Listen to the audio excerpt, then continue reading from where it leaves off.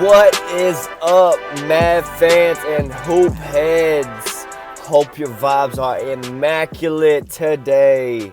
I'm AG, the CEO, editor-in-chief, director, manager, all that bullshit, plus your host. Welcome on into another episode of Mavs Rundown. Appreciate you for listening. And man, on today's pod, the Dallas Mavs take on the Warriors again. 122 to 113 here at home.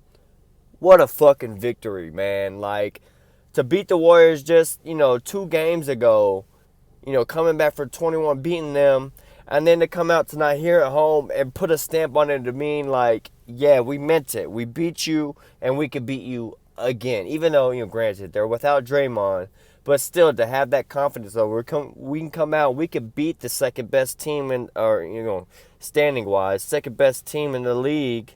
I think they're second-best. Yeah, second-best record-wise team in the league, not once, but twice. We can come back from 20 and beat you, or we could just straight up just beat you the whole game. Like, great fucking victory tonight, honestly, overall. This was just, a great win, and honestly, we should be happy, and Mavs fans should be celebrating this victory, because a lot of things come from these type of wins, just because we also just played them a couple games ago, so it's not like it just showed this type of play. The new Mavericks post KP trade is for real, man. Like, they are for real.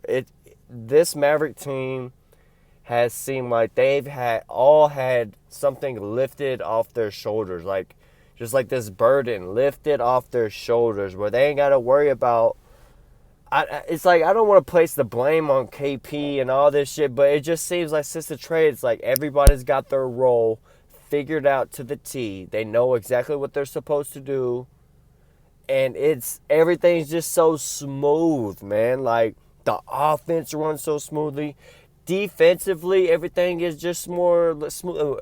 I do miss KP's shot blocking, but just defensively, the way we can move around and run at different guys, like, everything has just ran so much better since that trade. Like, granted, it's only been 4 or 5 games, but damn, man, like, the difference in this team, man, you could just tell, like, everybody. Like I just said, everybody just knows their role, knows what they're supposed to do. J-Kid has put out, like, Luka is, our guy, obviously. I mean, you ain't got to say that. But, Luka is the dude. After that, you got Jalen Brunson. I don't know if this is what he said, but supposedly, he put out, it's Jalen Brunson and then Spencer Dinwiddie in that hierarchy order. And J-Kid's, like, kind of, like, set the tone where, I don't know about. That's where I would have a debate on who is second and third between Jalen Brunson and Spencer, especially after a game like this. But, either way, like, it's kind of like a 2A, 2B in a sense, like, especially with a committee for our second guy, like Brunson and Dinwiddie. These are our 3 playmakers. The ball goes in their hands. If anything goes wrong in the offense, just get it to one of these guys. They'll let them be the ones to figure out what to do with the ball.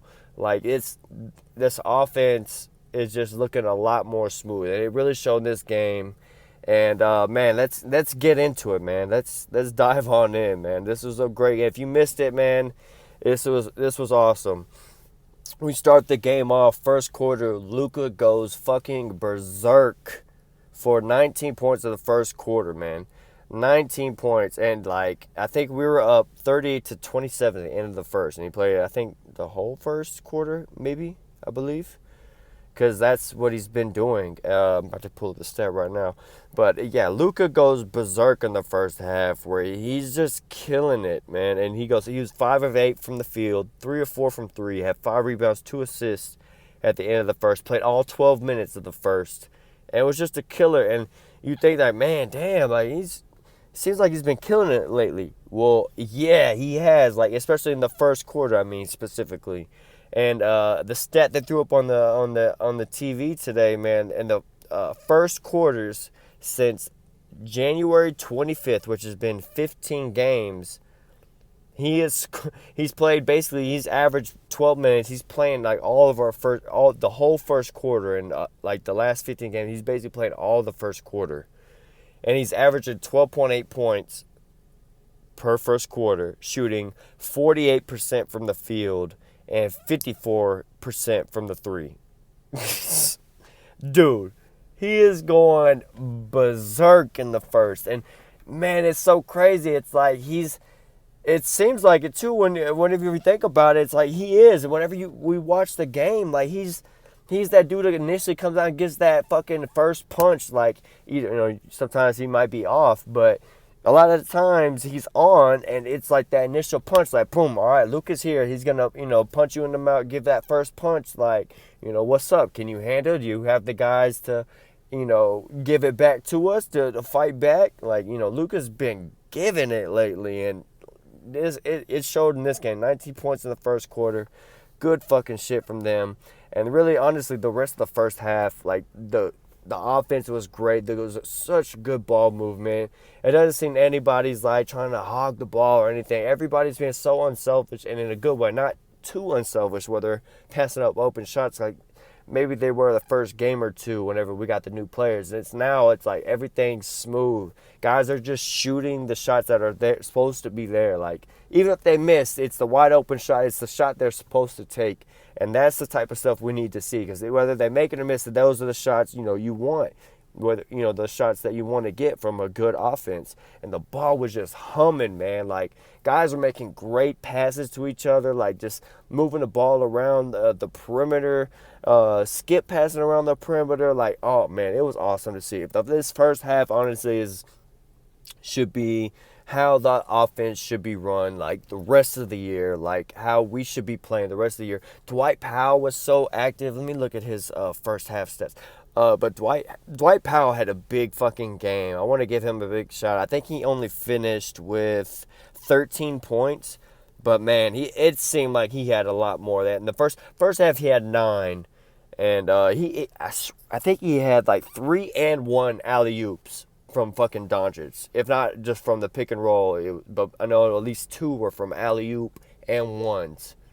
Like, the pick and roll game between him and Dwight Powell now, with all the spacing they got, it's really come around. And Dwight Powell's been really great of late. I don't know if y'all know the stats, but basically Dwight Powell's been playing so fucking amazing, especially like here in the month of February. Like, here in the spring, I think he plays really well, and then like here lately, he's just been going berserk. And I think, again, since the KP trade, everybody knows their role, so he knows he's gonna be that only. He ain't got to worry about, like, and I think also for other guys too, it's just that low. Like, you ain't got to worry about all these different things caught up in the offense, like having to give KP those touches and just a different facet of the game. Now it's just everybody knows what they're supposed to do. Either you're going to get the ball and you're going to shoot, or not, you're going to pass it away or give it back to Luke. That's it. And it was awesome. And if we have if Luka's out, you have JB. And usually J-Kid has been keeping at least 2 of the ball handlers in, either of Luka, Jalen Brunson, and Spencer Dinwiddie. Some type of combination of at least 2 of those guys staying in the game at all times, which I think is fucking brilliant on his part. Which, again, I don't know why. A lot of people said they were down on the J-Kid thing, and I thought they were fucking... I honestly think they were fucking crazy, because I'm like, dude, he's a great fucking point. I get the whole pass shit, but guys usually got to learn from that, because he's got great fucking knowledge for the game, and it's just dying to come out. And then he's just... I think at first, maybe those first seasons for him, he was just trying to get it out. Like, his points made so abrupt. And he's learned now there's a different way to go. He can still get those same points about, but in a different way, which guys will actually want to listen. And that's been fucking amazing for these guys. And, as I was saying, like, you have the 3 ball handlers out there, all that, at any time you have the 2 playmakers out there, any 2. And when Luka was out, you got Jalen Brunson was doing his thing tonight. He finished with 14 points. And, and then if not, he was passing off to Spencer, and Spencer was killing it tonight. Spencer finished with 17 points, 7 assists off the bench, with 6 of 11 shooting, 2 of 4 from 3. Efficient as hell. 3 or 4 from the line, too. So, just so efficient, man. Oh, this first half, everything was just going so fucking great, man. And Spencer again in his last here, before I get into okay, here I'll give that. So Spencer in his last like 4 games, averaging like 19 and 6. Like, dude's been fucking so great for us in a Mav uniform. Like, the trade's been so great. He's given us that extra playmaker, and it's not just so reliant on Jalen Brunson to have to basically be an all-star caliber, which I don't want to say he can't be that one day, but like it's essentially, instead of having to have a number like a super bona fide all-star guy at the number 2 to make plays, we have 2 guys that are like close to that kind of borderline all-star, just really good solid players in the NBA that, along with Luka, that can play make, like, and it's so awesome to see. Like, they fit so well and they do so well together. Now, get back to the game, man. In the third and fourth quarter, like the end of, I think it was really, I guess I could say the third. Even though we scored 31 points in the quarter, our defense was not good in the third.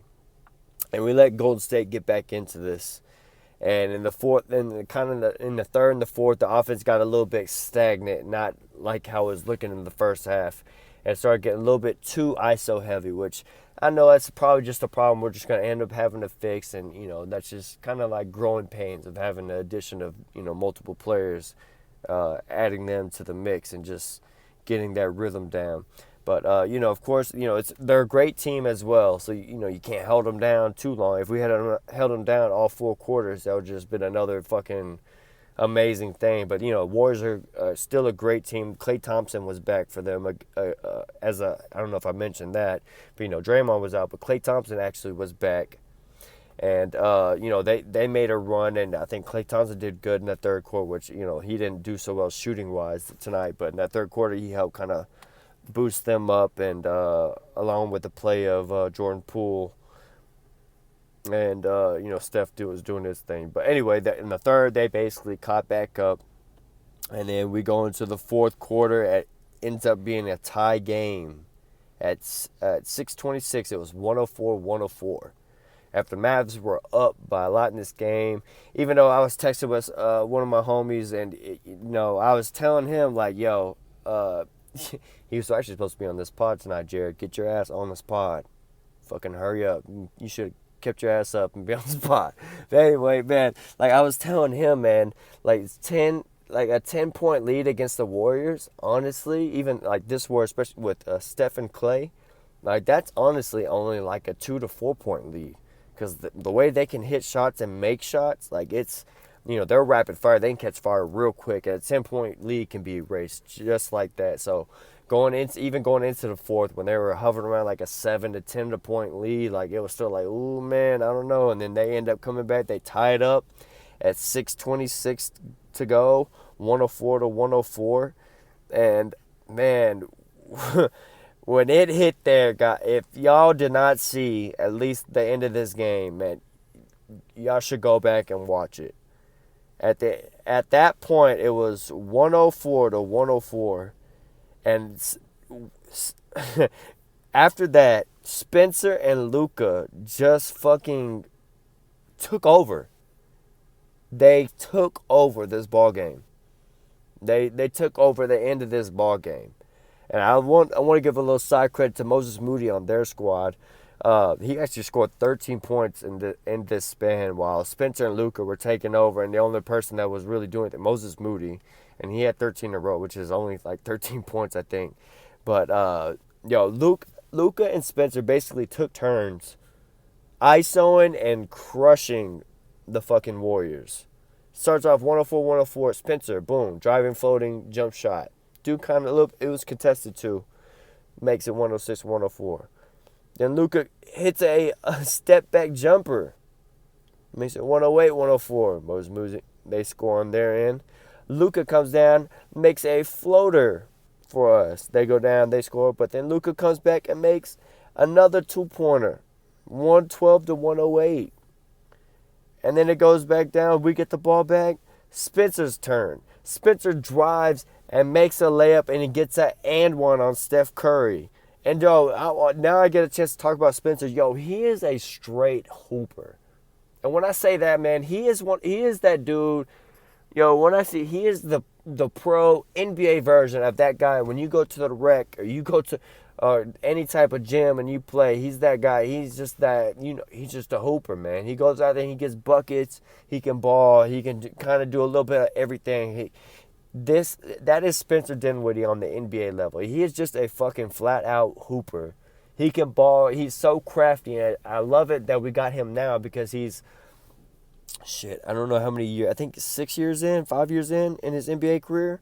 So he's got some experience, if not more. So he's got experience in the NBA. So now he's still basically in his prime. He's like entering his prime, if not, still in his prime.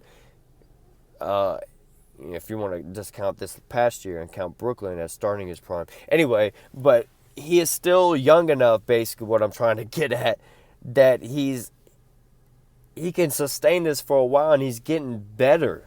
And he can do a lot of crafty things that a veteran type of guard can do, or that you would think a veteran type guard can make, like the plays he can make. And like the one he made, the and one on Steph Curry, just showed like the perfect patience. Granted, if you don't even want to call it an and one, just him making he drove the lane. First he saw the mismatch with Steph. So boom, he turns around, starts taking him aside. Boom, tries to man him up, back him down in the paint. Pump fakes him, gets Curry in the lane, doesn't lose his dribble, stays in control of with the ball, steps up and under as Steph flies by on the pump fake, and just, it's a wide open layup. Like, just have the patience for that play to recognize the matchup, know what he's got to do, not have to force some crazy jumper over Steph. No, back him down. Steph Curry, he's only 6'3", Spencer's 6'5", and got he's got the bigger advantage on him. So gets him down the post. And Spencer knows he's got post. That's what I'm saying, as a hooper. He even has post moves. Like, that's what a hooper, just a hooper is. He's got an all around game, just all around. He knows he has different parts of his different facets of the game that he can just release at any time. And when he can just put it all together, you're just like, man, this dude is just a flat out just stud. He is. And for the Mavericks, he's been playing like a fucking star. Like, just honestly, he's been playing really great for us. Like, he's, as I said, 19-6 in the last 4 games or so. Really great stuff from him. Having him and Jalen Brunson along with Luka, go along with Luka's skill set, his caliber, to have these two playmaking guys that that really stepped up their game and playing so efficient. Like, it's really great to see on the court. Great to see for Luka to have that extra help that we've all been dying to see, man. We've been wanting this extra playmaker. It's like we're so reliant on Jalen Brunson to have to do it, but even then you could tell it's like we're just missing at least one more guy that can just go out and get a bucket besides Jalen. And now we have it, and it showed in this game at the end of this game. Because after Spencer makes that and one, and we go up 115 to 108, after he makes the free throw, that was pretty much game over. That was it. The and one was it. Because then they come down, they scored, they hit a 3, but then we come back down. Luka finds Reggie in I think it was the corner, and he hits a 3-pointer. And so we just, it's 115-111. And Luka makes a great play. Great shot by Reggie, too. I want to give credit to him, too, at the end, because he shot, I think he was like 4 of 12. He shot like 12 threes. But again, like I was saying, it was in the flow of the offense. It wasn't like he was just jacking up shots, kind of what we would think like Tim Hardaway forcing shots would be. It was like he was taking the open shots, like the swing passes that were necessary. It's just that he only hit 4 of 12.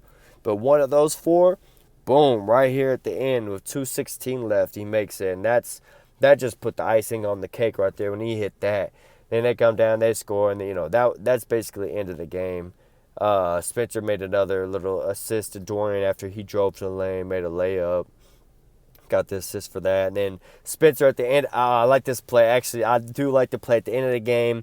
Mavs are up 120 to 113. And it's still one of those, 7-point game, but they're still playing defense. So we still, kind of like, all right, let's see what we can do. It's making one little shot. Spencer has it, and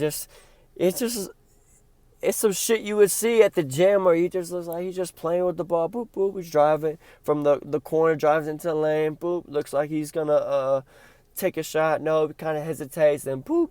Turns around. Boom. Makes a complete 360. Turns around. Makes a bounce pass inside to an open Dwight Powell, who catches it and lays it up. It's one of those plays where it's just like, this dude is what we've been missing. And then, of course, Mavs go on to win 122-113. Man, great game by everybody, man. Let's go through the stats. First off, wait, I don't even think I mentioned what Luka had. Look, Luka had 41. Dirk. He gave a little shout out to Dirk, who I heard he was in the building tonight. So, of course, he had to give a little nod. Score 41 for him. Had 10 rebounds, 9 assists, 1 assist shy of a triple-double. He also had 2 steals in this game. Who says this man doesn't play defense? Y'all better recognize. And his 6 turnovers.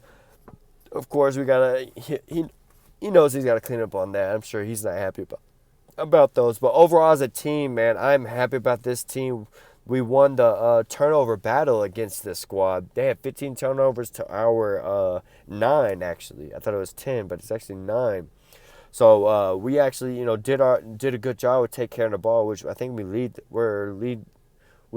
the league in turnovers, like the least amount of turnovers per game. So again, to have that happen in a game against a really good team, to show that we don't turn the ball over, that's a good sign, man. That's a really good sign. And to make them turn it over some. And what we did, man, the defensively, like, we basically forced it out of Steph's hand and forced other guys to have to make plays and make shots, and they just didn't have enough. Wiggins finished with 7. Curry had 21, and he shot well. If you look at his percentage from 8 of 15, 4-5. And he had 9 assists, but nobody else stepped up for him. Like, Andrew Wiggins had 17, but he was 17 shooting. Klay Thompson had 16 points, but he was 6 of 17 shooting, 2 of 8 from 3. Klay Thompson was not ill. Of course, this is his first game back, I think, from being ill.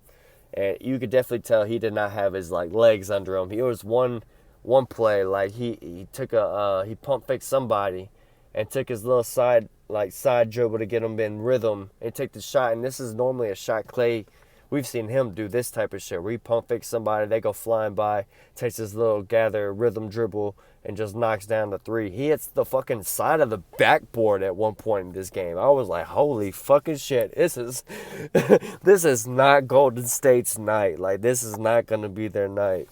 And when we're doubling Steph, basically how people were doubling Luka, getting the ball out of his hands, making others to make plays. That's what we were doing to Steph, and other guys just weren't making enough plays. Shout out to for them. They got Jordan Poole had 23 at the bench, and Moses Moody at 13. But again, their points didn't come at the right time. And Mavs were able to make better plays at the end. Now let's give shout outs to our team. I'm talking about their fucking stats. Yo, Dodo had fucking amazing game. Defensively, all over the place, and offensively, he was a lot better. We had Reggie Bullock just fucking pulling that shit, and he was only 4 of 14 shooting overall, 4 of 12 from 3. He had 14, but Dodo had a great game. He had 18 points. He was 7 of 9 from the field, 4 of 5 from 3. So all his 4 threes, he only took 5 threes. He made 4 of them. So super efficient. Good to see him. Since he's got the bag, he's been fucking killing it. And I think that's one of those things where once you get the bag, man, it's like all those problems of like the pressure of him making sure that he had to, play really well for him, which, game to game, maybe he's not feeling that. But I know overall, as a player, I'm sure that's really trying to earn that, that super life-changing money, that bag he got, the 55 million or 50 whatever million that he got. Like, that's that type of money. I'm sure having that all of a sudden just relieved him. That's, at least to me, that's what his play is speaking to me. That once he got the bag, he was like, shit, now I ain't got to worry about, trying to prove myself to, get the, be in the league, get this money. Everybody knows, like, and that's why we locked him up.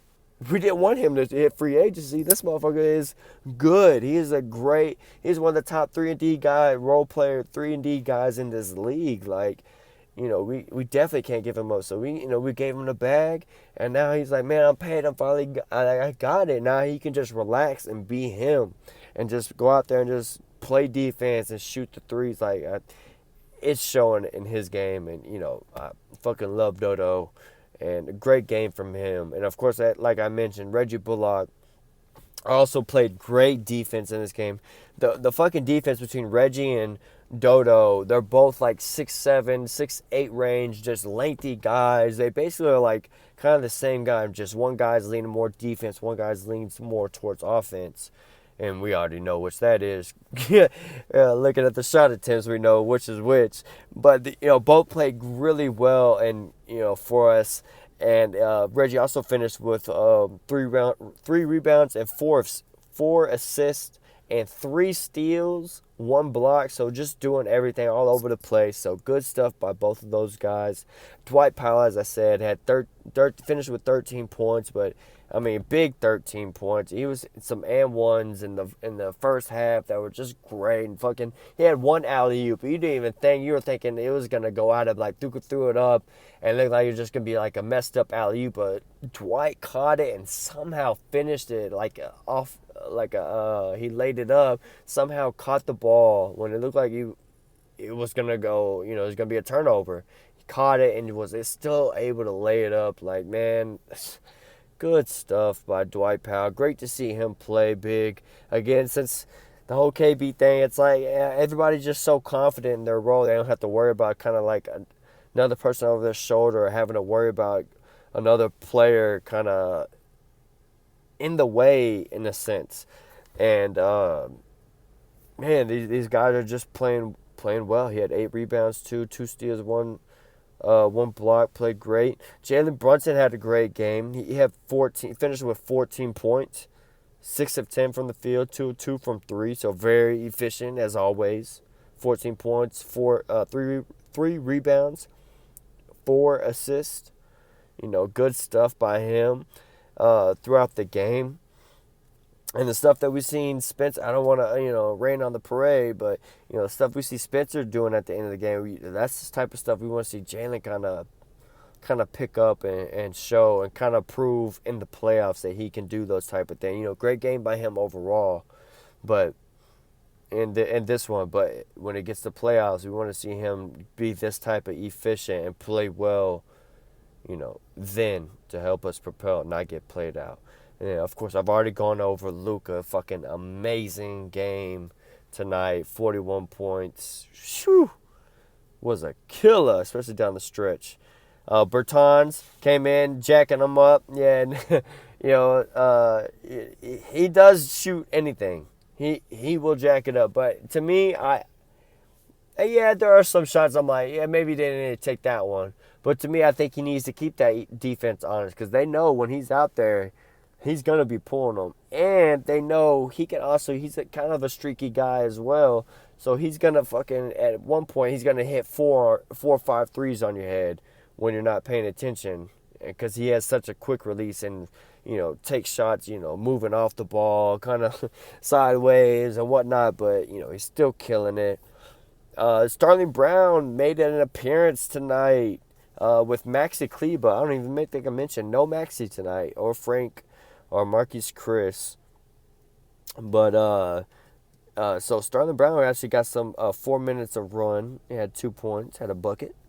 But other than that, nice reverse little layup. I think it was a feed from swing pass, and then Dinwiddie hit him or someone hit him, and then he had the up and under reverse layup. So good for him. And then Josh Green, of course, 17 minutes. Good stuff from him defensively. Offensively, you kind of want to see him still keep growing. You want to see more of him. But, overall, just a great energy guy. Just out there hustling, getting in people's way, just disrupting shots. Like, I really like Josh Green and his energy and what he brings. And, of course, Spencer Dinwiddie, man. 29 minutes off the bench. He had 17 and 7 assists. 17 points and 7 assists.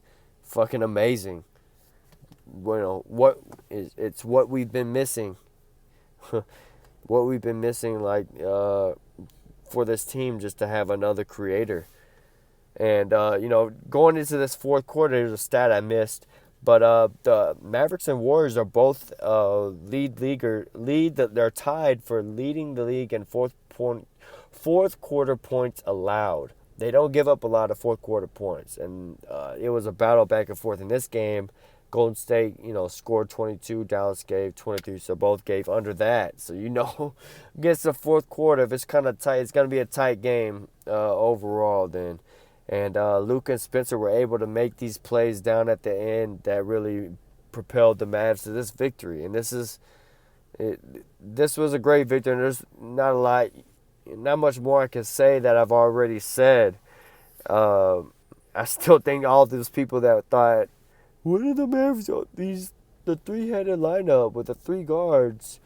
Why are they doing that?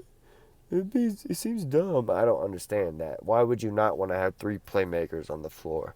Now, granted, J. Kidd has gone to basically where we have two, but he does have three. I think the ending, our final lineup has Jalen Brunson, Luka, and Spencer in it. So, if I'm not mistaken, but just why would you not three? Granted, you don't want to have that shit all game, obviously. But in crucial clutch, in certain parts of the game, and then especially in clutch time, to have three guys that can get their own shot out there, why do you think that's a bad idea at all? I'm telling you, basketball minds do not think, real hoop heads know that you want to have the most guys out there that can get you want to have your best players out there that can get you buckets, and name of the game is put the ball in the fucking hole, and you need guys out there to get you buckets. So, good stuff. Great to see the Mavs. We actually beat them in 2 of our last 3 games. Really putting a damper. I think we gave them their first 3-game losing streak of the season. So, good stuff all around. Mavericks actually, I thought we got a little bit closer, but we are closer. But I thought we tied. I don't know why I thought we tied Utah in wins, but we're not. Utah has 39 wins, but Mavs sit at the 5th seed still, 38 wins and 25 losses.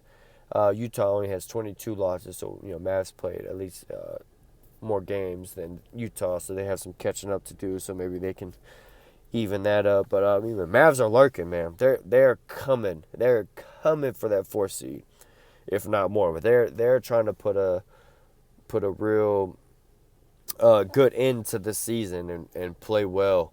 So good stuff to see by them. Don't want to keep this too much longer. I've said everything I want to say. I'm looking at my notes, seeing if there's anything I've left off, and not really, man. Good stuff by the Mavs. Good stuff by Luka. All the role players did well. Jalen Brunson did well in this game. Spencer stepped up big with Luka. He's the closer. He's along with Luka. He's another guy. I think, honestly, if we're gonna have that, if it's me, the hierarchy is Luka, Spencer, and then JB, and that's how it should be. I would still leave Jalen Brunson starting and have Spencer come off the bench as 6th man. But I think the hierarchy, especially if we're talking hierarchy, 4th quarter, who's going to be making the shots and making plays for us? It goes Luka. If not, then Spencer. And that's what showed tonight. And I'm okay with that. I'm definitely okay with that. Because then if Jalen Brunson has your 3rd option, yeah, give me that. I'll take that. I'll take that. And, we took that tonight. We took that dub tonight from the Dubs. From the Warriors. All right. 122, 113. I'm going to get the fuck out of here. Mavs play again Saturday against Sacramento here at home. Another home game at 4 o'clock.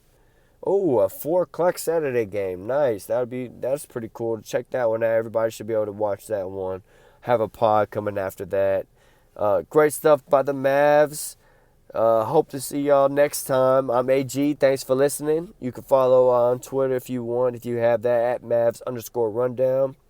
And I also have this pod on YouTube along with Spotify, whichever you're listening. Y'all can spread the word or whatnot. Appreciate that. For all the Mavs fans. And remember, guys, cool heads prevail. And I'll see y'all next time on the Mavs Rundown.